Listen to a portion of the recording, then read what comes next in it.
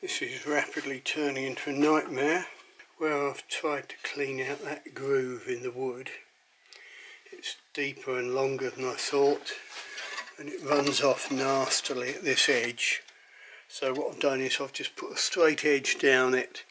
I'm going to saw off about 5mm. That'll reduce the overall width to 25, which is getting a little bit narrow, so it'll end up being more like a blinking flight bow. I'll shorten it a bit because otherwise, well, I'll have to narrow the tips to allow for what I've sawn off. I'd end up with 0 tip width, but it was already much too long, so it'll end up being a sensible length, say 6 foot long. I can always shorten it more. Right, that's after glue up and cleaning up on the belt sander, and I've clamped it down with this, the straight edge where I'd removed that funny groove, lined up on this straight bit of wood. So effectively we'll straight this side and tapered that side, but by measuring mid-distance here, before the taper starts occurring, I can establish a new centre line and then draw this side taper from there. Right, I took off 5mm from one side where there was that nastiness in the core, glued the bamboo back on, reshaped the taper on the flat side so it's a bit narrower now, shortened it to a whisker over 6 foot. I think it's 73 inches. It may be underweight now, but I can always take another inch off each tip. Let's have a quick look. I'm not even sure which limb will be the upper limb or which is stiffer or whatever, so this is just a quick evaluation. Right, the right limb looks weaker, which is fine.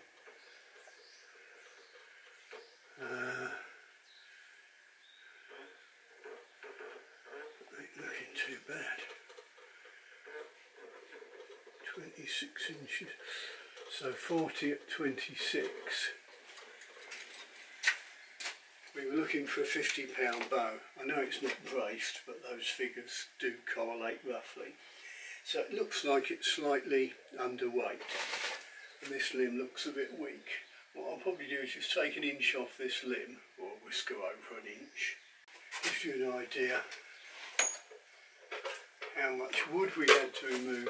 Let's compare that with the other stave. Right, and you can see what I've done widthways. That's reduced quite a bit. In terms of mid-limb thickness, we can forget about thickness at the grip because I've tried to leave that a bit extra. You can see how much wood I've had to remove. So it was just ridiculously overbuilt. That's what, probably about 10mm.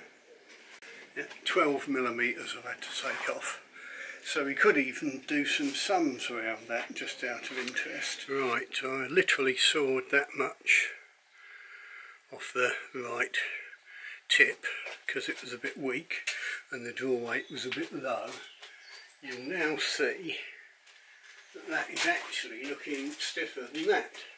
So what I might do is turn the bow round the other way, but first, just for comparison, I'll give it a pull like that. You'll also notice it's braced now.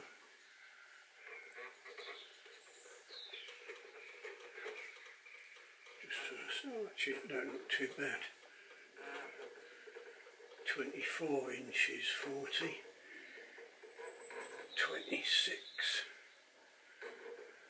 So it's not really dropped much. That's a good 40 at 26. It'll probably be about 45. I could take a little bit off that, because normally taking, I think, an inch off each end gains you about 5 to 10 pounds. I should probably just exercise that. I mean, that'll probably do. It'll certainly do as a club bow for beginners to shoot around just to have a look. That's not bad. It's a little bit stiff there, maybe a little bit weak there.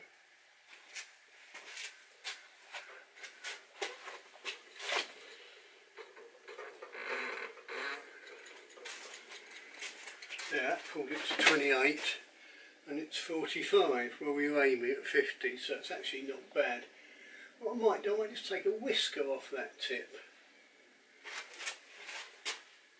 I don't know, see, that's, having exercised it, that's now looking a bit more than that. So that's about right. That's probably close enough for jazz.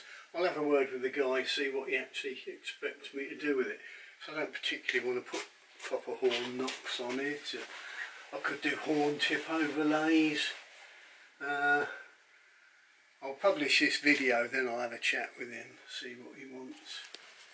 Right, so let's just have a look at the two bows. Measuring mid-limb, the one we've just had on the tiller, which was about £40, was 13.6mm thick mid-limb, whereas the other one's 24.3. Of course, bear in mind this difference is in the length of the stave and all the rest of it, but they're made out of similar woods, and this is just a comparison.